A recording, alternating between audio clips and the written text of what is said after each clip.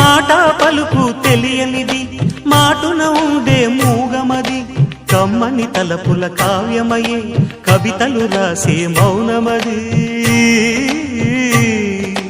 రాగల రోజుల ఊహలకి స్వాగతమిచ్చే రాగమది శృతిలయలరగని ఊపిరికి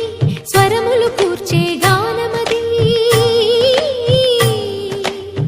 ఋతువుల రంగులు మార్చేది కల్పన కలిగిన